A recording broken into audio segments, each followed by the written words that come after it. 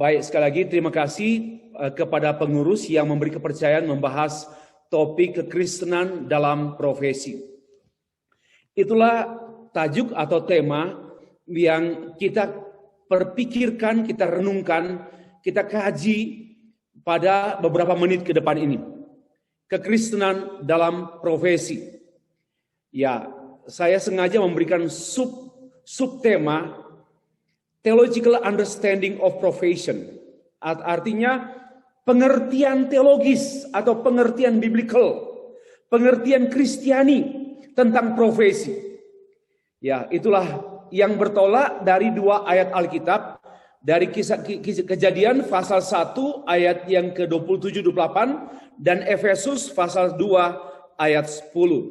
Kita akan membaca teks tersebut. Teks biblika kita ini sumber pembelajaran, bukan dasar khotbah, tapi sumber pembelajaran.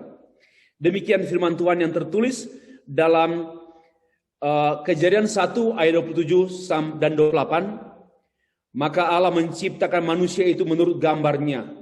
Menurut gambar Allah diciptakannya dia. Laki-laki dan perempuan diciptakannya mereka. Allah memberkati mereka, lalu Allah berfirman kepada mereka, beranak cuculah dan bertambah banyak. Penuhilah bumi dan taklukkanlah itu.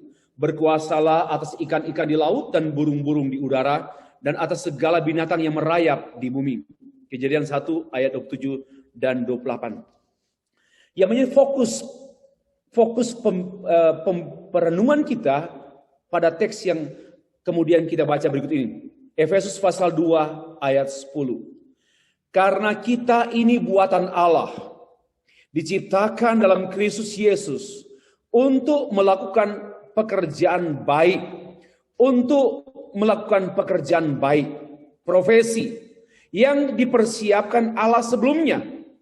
Ya sudah, Allah sudah tahu profesi masing-masing kita. Allah telah menetapkan kita mau jadi apa, kita mau berperan apa. Sudah ditetapkan Allah jauh-jauh hari, bahkan sebelum kita ada. Ia mau supaya kita hidup di dalamnya. Teman-teman sekalian, kita awali dengan latar belakang masalah. Tentu setiap pokok kajian kan tentu ada latar belakang masalah. Mengapa kita membahas mengenai Christianity in profession? Kekristenan dalam profesi. Why? Mengapa kita membahas topik ini? Saya menduga dan saya membaca sedikit latar belakang yang dikirim atau surat undangan kepada saya, maka saya merumuskan demikian. Because there is a gap, ada kesenjangan antara Christianity and profesi. Ada kesenjangan. Kenapa? Satu, yang ideal, pekerjaan itu yang secara ideal, pekerjaan itu merupakan salah satu tugas daripada semua manusia, dan natur manusia, bahwa manusia itu memang bekerja. Enggak bekerja ya bukan manusia. Ya ini tegas saya katakan. Dan salah satu tugas utama manusia adalah bekerja. Kenapa? Karena memang bekerja adalah demi panggilan hidup. Ini yang ideal. Ini yang normal, yang semestinya. Bahwa bekerja itu adalah panggilan hidup. Ya tidak bekerja, tidak hidup. Ya, karena panggilan hidup ini menuntut ketaatan dan juga sebagai pengabdian kita kepada Allah yang mempekerjakan kita, yang menciptakan kita sebagai pekerja dan yang mempekerjakan kita di ladangnya. Nah, dan juga sebagai satu panggilan demi pelayanan kita kepada sesama manusia. Kita bekerja untuk kemaslahatan orang lain. Kita bekerja juga untuk kemaslahatan keluarga kita. Jadi itu untuk social needs, keperluan sosial. Itu nama panggilan hidup. Tapi juga bekerja itu demi keberlangsungan hidup. Ya, saya katakan tidak bekerja, tidak ada makanan, tidak ada kehidupan. No work, no food, no life. Yaitu bekerja adalah untuk atau demi keberlangsungan hidup. Itu hal yang normal dan semestinya demikian. Tetapi more than that, lebih dari itu, bekerja itu adalah nilai hidup, value of life. What's your value? Apa peranmu?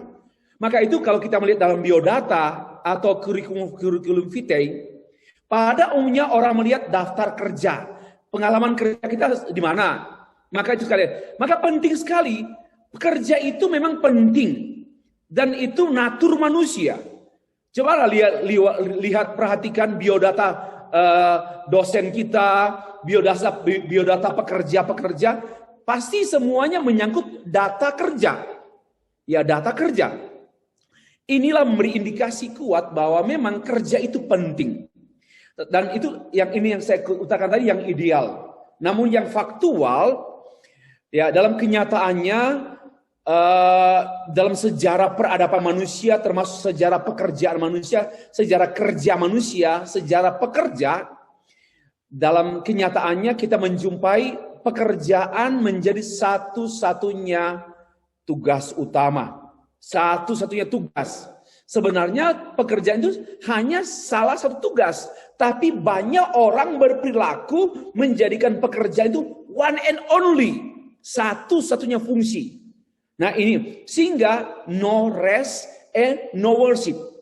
Nah coba pikirkan. Kalau ditanya, apa saya fungsi manusia atau peran manusia? Tiga fungsi manusia. 1, bekerja. 2, beribadah. 3, beristirahat. Coba pikirkan. Manusia itu hanya 3 fungsinya atau tugasnya. Pertama, bekerja, beribadah, beristirahat. Pikirkan lebih lanjut ya. Ya memang saya tanya kepada Pak Ken, kalau boleh ada tanya jawab, tapi ternyata nggak ada tanya jawab. Memang lebih bagus kalau tanya jawab. Mungkin satu waktu buat seminar lagi ya.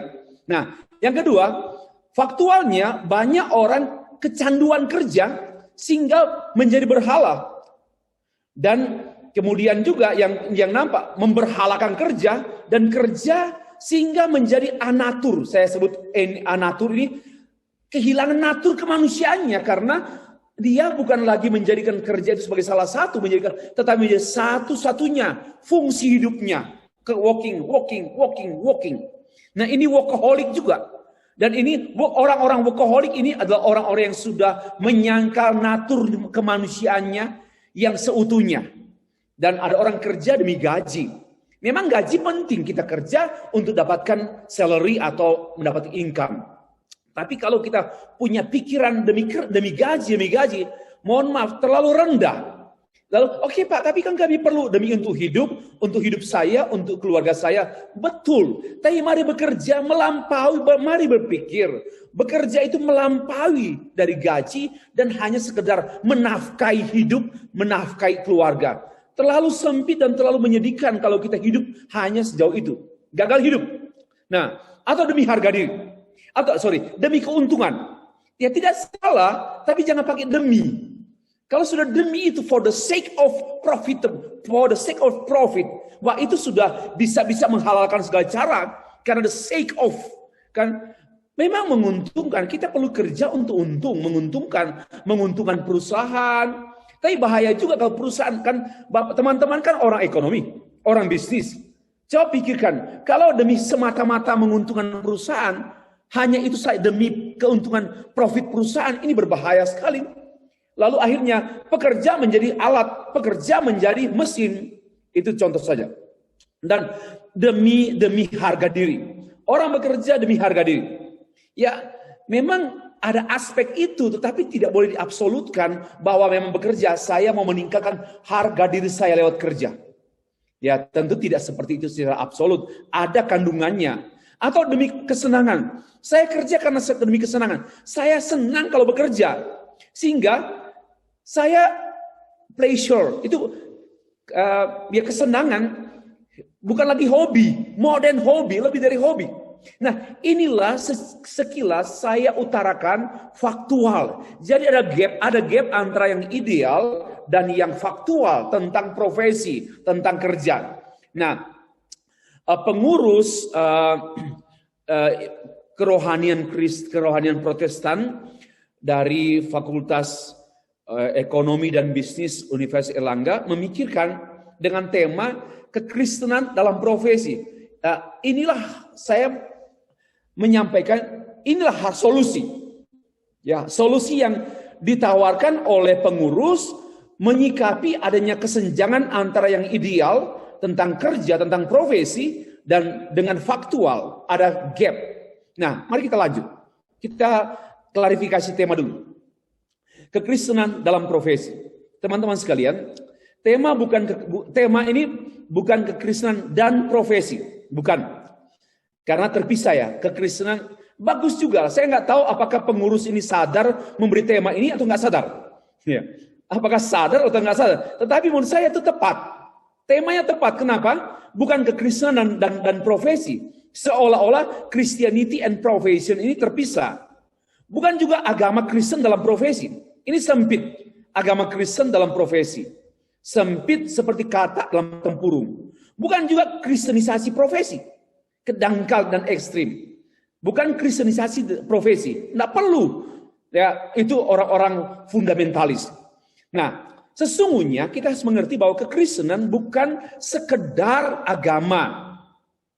Ya, kekristenan bukan hanya sekedar agama, but lebih lagi. Kekristenan adalah cara pandang berbeda, worldview, distinct worldview, unique worldview.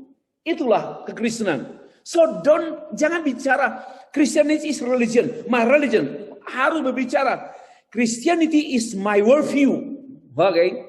Christianity is my worldview. Dan worldview itu akan nampak pada cara pikir. Dan cara pikir itu akan nampak pada cara hidup yang menguasai pekerja dan pekerjaan orang Kristen. So, Christianity in profession itu tema yang tepat. Bahwa worldview Kristen dalam hati pekerja, dalam mindset pekerja, dalam gaya hidup pekerja Kristen. Bukan hanya agama dalam profesi, dangkal sekali. Nah, teman-teman sekalian, kekristenan dalam profesi bukan hanya berkenaan larangan-larangan aturan agama, jangan begini, jangan memiutangi, jangan rentenir, jangan telah. Bukan itu hukum. Agama Christianity itu bukan agama hukum. Tetapi Kristen itu cara berpandang, cara pandang dan cara pikir. Dan itu sangat mendasar, teman-teman. Nah, maka itu kita harus melihat bahwa kekristenan itu mengikut cara pandang, cara pikir Allah. We follow God's mindset and we follow God's worldview. Itulah yang namanya jantung kekristenan. Kekristenan yang sejati itu bukan melihat agama itu, Kristen itu agama, tapi adalah cara pandang Allah. Cara pandang Allah melihat bisnis. Cara pandang Allah melihat pekerjaan. Cara pandang Allah melihat keuntungan. Cara pandang Allah melihat apapun yang berkenaan dengan kerja. Jadi, dan itulah yang sebenarnya dimengerti cara pandang Allah dalam dunia kerja. Yang disimpulkan dengan kata doa Bapa kami. Jadilah kehendakmu di bumi seperti di surga. Jadilah kehendak bisnis. Bisnis cara Allah, cara pikir Allah dalam bisnis terjadi dalam cara bisnis kita, cara pikir bisnis kita. Nah, Bapak Ibu, teman-teman sekalian, klarifikasi istilah profesi. Profesi atau dari professus, bahasa Latin, secara umum berarti pekerjaan yang sifatnya khusus, unik. Ya, karena dia khusus, maka dia menuntut pendidikan dan keahlian yang khusus, namanya profesi. Ya. Karena itu ada misalnya profesi sebagai petani, profesi sebagai pedagang, pengusaha samanya, profesi sebagai guru, dosen, itu profesi. Nah, berarti ada kekhususan, ada keahlian khusus, ada keilmuan khusus. Menghasilkan apa yang berguna khusus bagi pekerja itu sendiri dan lingkungannya. Dan lingkungannya itu manusia, bangsa, perusahaan, keluarga, dan diri sendiri. Itulah pengertian profesi secara umum. Nah, pengertian profesi secara khusus, jangan khawatir, bahan ini saya akan berikan pada pengurus supaya bisa teman-teman bisa mengkritik saya. Andai kata ada temuan teman-teman setelah ini, bisa bisa kontak saya lewat WA saya. Oke? Profesi adalah menurut iman Kristen adalah pekerjaan yang diyakini secara pribadi. Each of us has conviction about this is my job according to God's decrease or not. Jadi itu harus keyakinan kita. Jangan sembarang cari pekerjaan. We have to ask, kita harus tanya kepada Allah, apa peranmu untuk saya di dunia? Apa peranmu untuk saya di dunia? Saya nggak boleh punya peran pribadi. Dan itu berkenaan dengan panggilan Allah. Ya, secara diyakini secara pribadi panggilan Allah dan dijalani sesuai dengan kompetensi khusus. Ini definisi saya. Ya, definisi saya. Teman-teman cari di manapun nggak ditemukan. Ya, dijalani sesuai dengan kompetensi khusus. Ya, misalnya saya sebagai dosen. Saya harus mengembangkan kompetensi saya sebagai seorang teacher, sebagai seorang dosen dalam 3 fungsi tridharma, penelitian, pengajaran, dan pengabdian masyarakat. Harus dikembangkan, harus berkompeten. Dan kompetensi kan juga banyak kompetensi sosial, kompetensi pedagogi, kompetensi kepribadian, kompetensi sosial dan sebagainya kan. Harus, itu profesional, jangan jadi setengah-setengah manusia dan setengah orang Kristen. Ya. Nggak laku di bumi, dan nggak laku di surga, nggak laku di neraka juga. Harus sepenuhnya dan ditopang oleh integritas pribadi pekerja. Ditopang, disustain. Dan saya mengatakan integrity adalah penopang mendasar dan dipertanggungjawabkan bagi kemuliaan Allah dan kesejahteraan sesama manusia dan dirinya sendiri. Inilah definisi saya, klarifikasi istilah what is the meaning of profession, profesi. Ya, lanjut kita ke pembahasan teologi profesi, teologi pekerjaan. Ya mungkin kalau teman-teman cari di Google ada, tetapi miskin hampir tidak menemukan istilah teologi of profession. Ya, tetapi saya mempertanggungjawabkan penjelasannya. Dalam Alkitab kita mengetahui Allah Tritunggal adalah pekerja. Dia pekerja, dia worker. Kenapa? Dia dia menciptakan, dia memelihara, dia menyelamatkan, dan terus dia memerintah dunia, memerintah kita, memerintah segala sesuatu yang diciptakan, serta dia nanti akan menyudahi dunia ini, menyudahi sejarah dengan telos, dengan tujuan yang dia telah tetapkan. So, Allah adalah workers, the great workers, pekerja agung. Dia tidak pernah berhenti bekerja. Sekalipun dia sudah selesai menciptakan, tapi dia belum berhenti bekerja. So, di sini landasan berpikir tentang profesi, tentang kerja, tentang pekerja. Mari kita perhatikan lebih lanjut. Allah Tritunggal menciptakan bumi dengan segala isinya, daratan, lautan, tumbuh-tumbuhan, binatang dan sebagainya. Tercatat dalam Kejadian 1 ayat yang ke-9 sampai 31. Apa artinya? Allah menciptakan lapangan kerja. Ya, Allah menciptakan lapangan kerja dengan dia menciptakan daratan, lautan, tumbuh-tumbuhan, binatang-binatang. Lalu kemudian Allah menciptakan pekerja. Allah menciptakan manusia sebagai pekerja cerdas dan terampil. Mengapa cerdas dan terampil? Karena manusia diciptakan according to God's image, according to gambar Allah. Kejadian 1 ayat 7. Ya. Mengapa disebut pekerja cerdas? Anjing bukan pekerja, monyet bukan pekerja. Ya, hanya manusialah yang patut disebut pekerja. Kenapa? Karena human being were created by God according to His image. According to His image, di antaranya image-nya itu pekerja.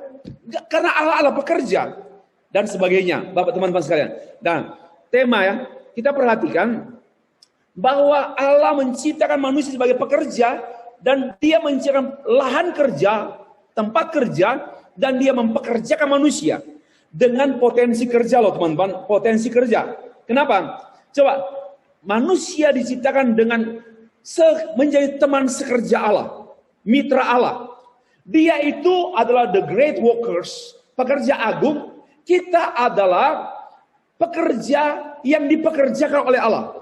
Di lahan yang luas, daratan, lautan, udara, pertanian, peternakan, bisnis ekonomi, sosial, dan sebagainya. Luas sekali. Karena itu pada manusia diberikan otoritas atas lahan kerja. Dalam Kejadian 1 ayat 28, beranak cuculah, bertambah banyak, kuasai bumi, taklukkanlah. Itu yang dikenal dengan proxy ruler. Bahwa manusia diciptakan sebagai wakil Allah di bumi. Dalam bahasa saya, Allah menciptakan manusia sebagai Allah bagi semua ciptaan yang lain. Bukan Allah bagi sama manusia, tapi bagi Allah, menjadi Allah bagi semua ciptaan yang lain. Itulah, ya mungkin teman-teman baru pertama kali dengar, bahwa Allah menciptakan manusia sebagai Allah bagi ciptaan yang lain. Apa artinya? Berkuasa atas ciptaan yang lain. Berkuasa bukan berkuasa seenaknya, berkuasa dalam arti memanajemeni, mengontrol demi keseimbangan hidup ciptaan Tuhan. Teman-teman sekalian, Allah mempekerjakan manusia untuk mengusahakan dan memelihara taman. Kejadian pasal yang kedua ayat 15. Memang Allah mempekerjakan manusia. Workers. Manusia adalah workers. Dan Allah adalah Tuhan pengerja. Ya. Pekerjaan adalah wadah. Nah ini. Teologi hanya ini. Pekerjaan adalah bukan hanya working job dan sebagainya. No. Sebenarnya apa sih maksudnya Allah menciptakan manusia sebagai pekerja? Pekerjaan adalah wadah persekutuan Allah dengan manusia. Di mana manusia menikmati Allah saat bekerja. Manusia bukan menikmati pekerjaan. Bukan menikmati hasil pekerjaan. Tapi menikmati Allah melalui pekerjaan. Dan ini pun caranya merupakan wadah, cara alamiah Allah memelihara ciptaannya. Yaitu mempekerjakan manusia. Maka itu manusia adalah alat pemeliharaan Allah atas dunia ciptaannya. So bekerja wajib dan satu panggilan yang absolut tidak bisa disangkal dibantah. Namun kejatuhan dalam dosa membuat manusia tidak lagi bersekutu dengan Allah, menikmati Allah, melainkan menikmati pekerjaan. Dan pekerjaannya menjadi berorientasi pada dirinya sendiri. Dan dia mengandalkan kekuatan sendiri. Semua dari diri karena dosa, manusia berpikir dan bertindak semuanya dari manusia, oleh manusia, demi kepentingan manusia. Itulah akibat dosa, pekerjaan diselewengkan maksud dan tujuannya. Dan dikotori untuk kepentingan egois manusia. Dan terputus dengan Tuhan. Maka itu, workaholic, para pekerja Kristen yang tidak lagi beribadah, benar-benar pemberontak kepada Tuhan. Orang beribadah, orang bekerja, lupa beribadah. Satu pemberontakan kepada Allah. Nah, tapi kemudian Allah memulihkan kerja. Dengan jalan seperti yang tertulis dalam Efesus pasal 2 ayat 10. Ya, diciptakan, kita ini adalah buatan Allah. Diciptakan dalam Kristus Yesus. Untuk melakukan pekerjaan yang baik. Yang dipersiapkan Allah sebelumnya. Efesus pasal 2 ayat 10. Saya ingin jelaskan secara khusus Efesus 2 ayat 10 demikian. Ada 5 prinsip teologis, theological principle tentang kerja profesional. Kerja profesional. Ada 5. Dari ayat 1. Mari kita simak baik-baik berdasarkan teks Efesus pasal 10 pasal 2 ayat 10. 1. Karena kita ini buatan Allah. 2. Diciptakan dalam Kristus Yesus. 3. Untuk melakukan pekerjaan yang baik. 4. Yang dipersiapkan Allah sebelumnya. Yang kelima, Ia mau supaya kita hidup di dalamnya. Ada 5 prinsip teologis. Kerja yang patut, kerja yang profesional, kerja yang berkenan kepada Allah, kerja yang pantas, kerja yang terhormat. 1. Karena kita ini buatan Allah. Teman-teman sekalian, kata karena menjelaskan bahwa Allah sebagai pekerja yang bekerja dan kita adalah hasil kerjanya. Ya, karena kita ini buatan Allah. Karena ini menjelaskan Allah sebagai pekerja yang bekerja. Karena kita ini buatan Allah, ya, dan kita hasil kerjanya. Allah memberitahukan, karena kamu buatanku, buatan Allah, kamu hasil kerjaku. Saya pekerja dan saya bekerja. Oke, nah kita lebih lanjut. Kata kita sebagai kita buatan Allah. Buatan Allah bisa dimengerti dalam 3 kata. Workmanship, ya buatan Allah. Masterpiece, karya agung Allah. Handiwork, ya karya tangan Allah. Apa artinya? Ini menjelaskan apa? Menjelaskan Allah itu sebagai pekerja yang kemudian menciptakan manusia sebagai pekerja profesional. Jadi kita ini pekerja yang gambarnya pekerja Allah. figur kerja kita bukan manusia. Model kerja kita Allah. Inilah, kalau menjadi orang Kristen, model kerjanya ya Allah. Karena dia workers. Dia the great workers. Dia pekerja agung. Ya, dia pencipta. Kita nggak pencipta. Kita hanya merecreation. Creation, God create. Ya, all creation. Dan kita ini hanya merecreate. Rekreasi. Ya, rekreasi. Nah, teman-teman sekalian. Manusia sebagai pekerja sesuai gambarnya. Artinya apa? Pola kerja kita harus pola kerja Allah. Maksudnya, kita harus mengikuti cara pikir Allah dalam bekerja dan cara kerja Allah dalam bekerja. Oleh karena itu bekerja harus kembali merujuk pada Alkitab. Jangan bekerja tanpa merujuk pada Alkitab. Sekalipun kita adalah ahli astronomi, ahli pertanian, peternakan, ahli di bidang kita masing-masing. Sekalipun kita ekonom, ya, kita manajer dan sebagainya. Tapi semua harus berpatokan pada pola kerja Allah. Nah, itulah yang saya maksudkan dengan karena kita ini buatan Allah. Lanjut. Yang kedua, kita diciptakan dalam Kristus Yesus. Apa artinya? Kita dibuat oleh Allah sebagai pekerja, namun karena kita berdosa, sehingga maksudnya tidak tercapai. Dosa bukan mengganggu saja, merusak maksud Allah untuk kita betul-betul menjadi pekerja. Ya. Nah, karena itu kita diciptakan ulang dalam Kristus. Menjadi manusia baru. Perhatikan Efesus pasal yang ke-2 ayat 9-15. Menjadi manusia baru. Ya, apa artinya? Mari kita perhatikan. Kamu dahulu sudah mati. Efesus pasal 2 ayat 1. Tetapi Allah kaya dengan rahmat. Ayat 4. Telah menghidupkan kita bersama-sama dengan Kristus. Coba, dulu mati. Tapi ada sesuatu yang membuatnya, yaitu karena Allah kaya dengan rahmat. Ya, kaya dengan kemurahan, kaya dengan anugerah. Maka kita menghidupkan kita bersama-sama dengan Dia. Teman-teman sekalian, menjadi pekerja tanpa dihidupkan ulang dalam Kristus Yesus hanya pekerja alami yang biasa, tidak terhormat di mata Allah. Hanya bekerja mungkin terhormat di mata manusia, tapi tidak layak dan tidak pantas di mata Allah. Untuk menjadi pekerja yang pantas di mata Allah, kembali pada natur Allah menciptakan kita sebagai pekerja, kita harus diciptakan ulang dalam Yesus Kristus. Dengan cara apa? Beriman dan bertobat. Beriman dan bertobat itulah kunci pintu terbuka untuk menjadi pekerja yang semestinya. Orang yang tanpa beriman dan bertobat di dalam Kristus Yesus tidak pernah menjadi pekerja yang berkenan pada Tuhan. Tidak pernah menjadi pekerja yang bermaksimal sesuai dengan kehendak Tuhan. Dan tidak mungkin disuplai oleh special energy dari Allah. Lanjut teman-teman. Pekerja yang sesuai dengan maksud pekerja agung, yakni dipulihkan. Dahulu kita ini mati, lalu dihidupkan. Apa artinya? Diselamatkan. Baru dapat bekerja. Teman-teman sekalian, saya pekerja sekalipun Kristen tanpa diselamatkan dan tanpa menjadi manusia baru akan bekerja terus dalam dosa. Akan bekerja terus dalam dosa. Dan terus berdosa dan makin berdosa sekalipun dia PhD, sekalipun dia profesor, sekalipun. Maka itu coba lihat, kejahatan dunia bukan makin berkurang, kejahatan dunia makin bertambah. Indonesia memang bagus sekarang ini dipimpin oleh Jokowi, presiden kita. Ya, tetapi sebenarnya dosa nggak berkurang, dosa kejahatan tidak berkurang. Ya, hanya bertambah fasilitas lah. Kita juga harus akui presiden kita sekarang bagus, better than before.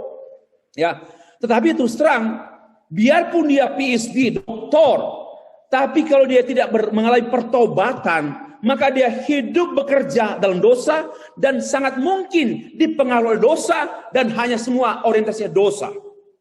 Ya, maka tidak heran mengapa banyak orang pandai, mengapa banyak orang PhD, profesor korupsi, mengapa banyak orang pandai tapi jahat. Karena memang dosa itu tidak bisa dicegah oleh ilmu pengetahuan. Sains tidak bisa mencegah dosa, apalagi mengampuni dosa. Menjadi manusia baru adalah titik berangkat menjadi pekerja yang berkenan, yang pantas di mata Allah, dan berkembang memiliki kekuatan khusus dari Allah. Mari alami kemajuan dalam studi, dalam pengembangan studi teman-teman, dan karir nanti harus andalkan kekuatan Allah. Berbeda sekali, menikmati. Tentu kita juga mengembangkan kekuatan kita, tetapi di backup oleh kekuatan Allah, maka kita akan tercengang-cengang melihat apa yang Tuhan bukakan. Banyak orang pandai, tetapi tersembunyi. Banyak orang cerdas, tapi tidak berbuat apa-apa. Kenapa? Hanya kekuatan sejauh kekuatan mereka.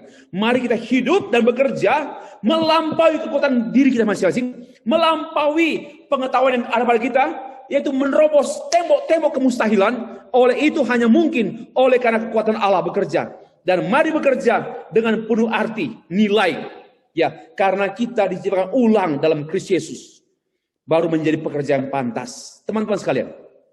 Ketiga, ya, prinsip yang ketiga secara teologis untuk melakukan pekerjaan yang baik. Nah, Tuhan menciptakan kita sebagai pekerja dan menciptakan kita ulang dalam Kristus menjadi baru. Pekerja dengan worldview, mindset baru. In Christ alone, in Christ. Kita mindset Christ. If you say that you are Christian, you should have mindset Christ mindset.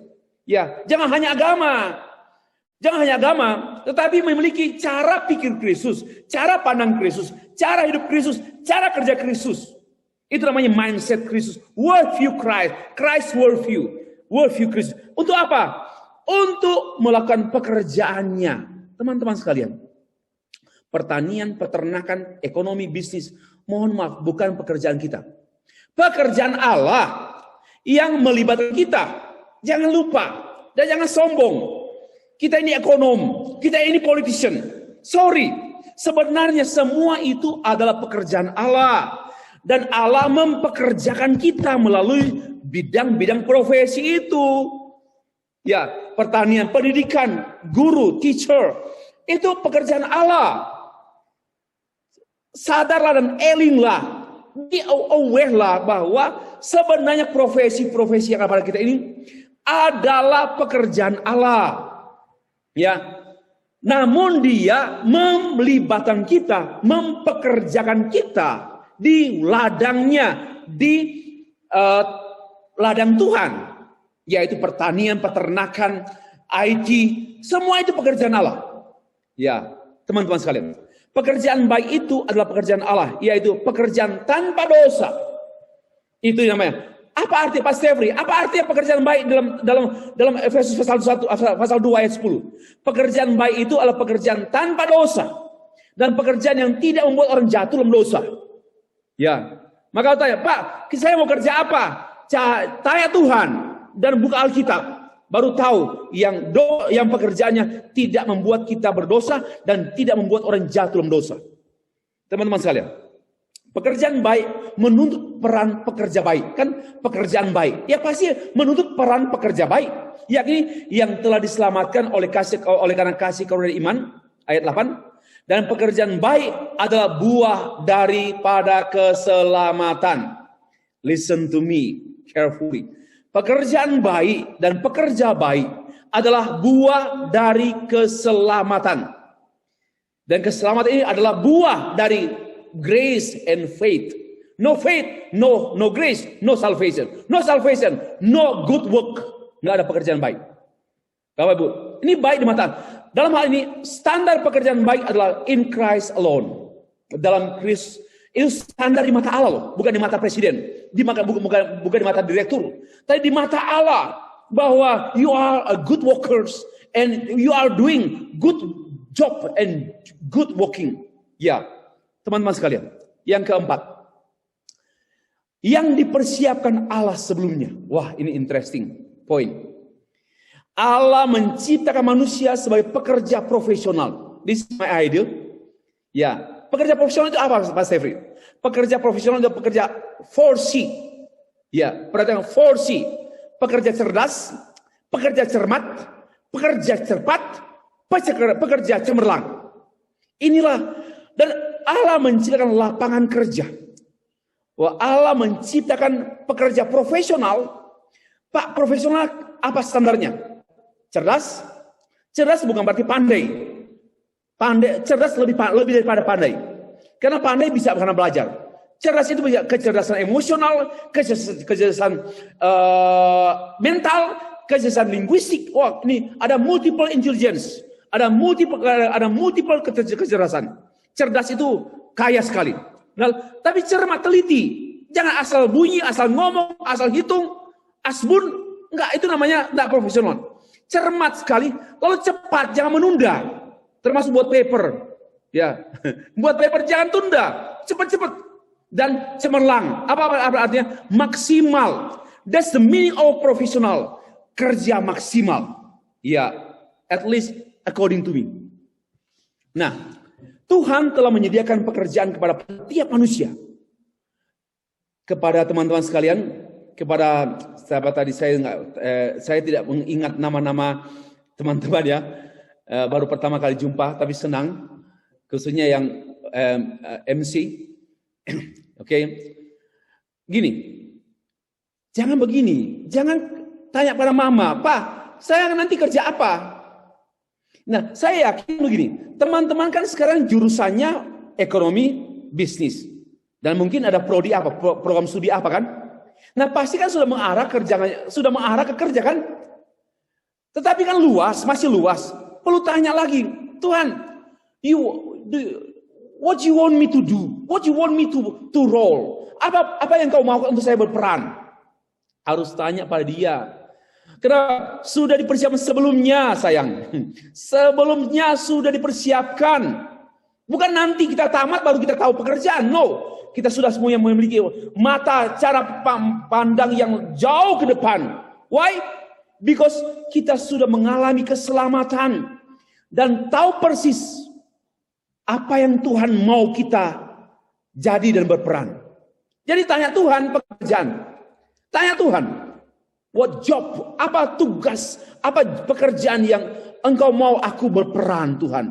Kenapa? Karena di pekerjaan itu aku mau bersekutu dengan engkau. Di pekerjaan itu aku mau mempermuliakan namamu. Di pekerjaan itu aku mau menjadi maksimal. Di pekerjaan itu aku mau menjadi berkat bagi banyak orang. Jadi bukan hanya diri sendiri, bukan hanya suamimu, istrimu, anakmu, anjingmu yang kau pelihara. Bukan, tetapi more than that. Ya, teman-teman sekalian. Yang kelima, yang terakhir. Saya pikir waktu saya tepat. Ia mau kita supaya kita hidup di dalamnya.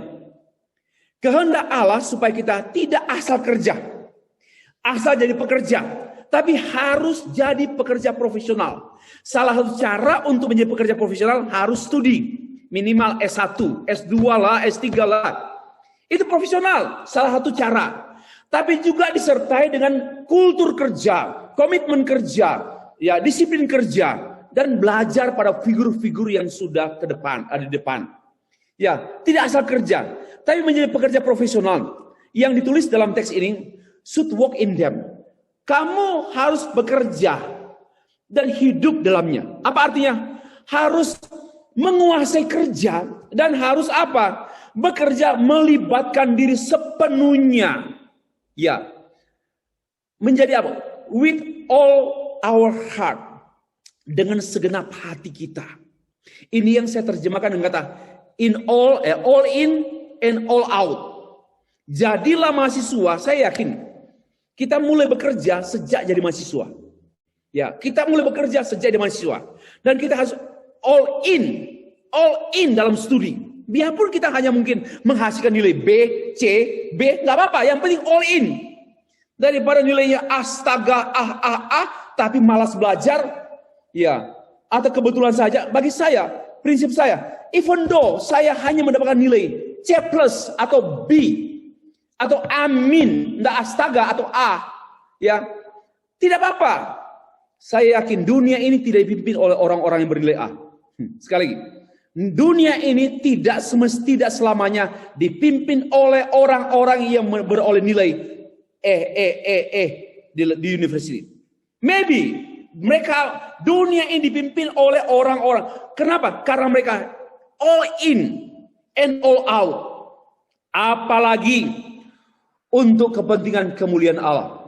Mari kita menjadi orang percaya yang all in and all out, habis-habisan studi, habis-habisan belajar.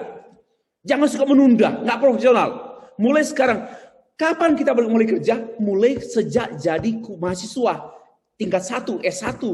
Sejak saat kita kerja, mental kerja sudah muncul di kerja, di belajar.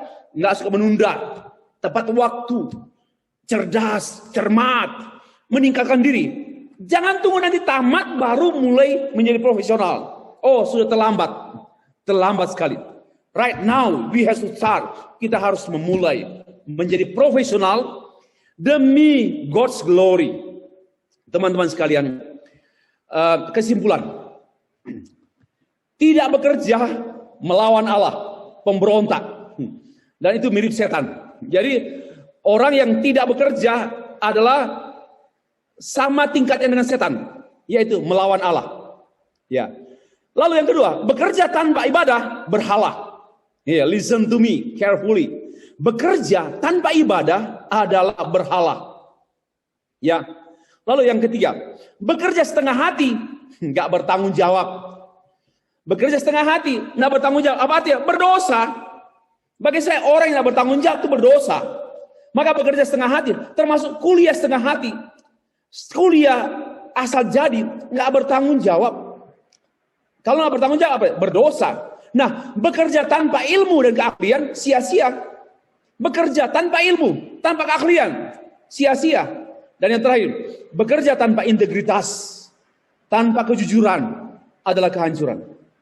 Itu konklusi yang pertama ya. Oke, yang kedua, profesional adalah kerja cerdas, kerja cermat, kerja cepat, dan kerja cemerlang. Wow, harus memikirkan yang maksimal. Harus papernya harus maksimal. Sekalipun dosen kita atau profesor kita memberi nilainya B atau A-, A-. It's okay, never mind. Tapi kita kerja maksimal karena kita bekerja di mata Allah.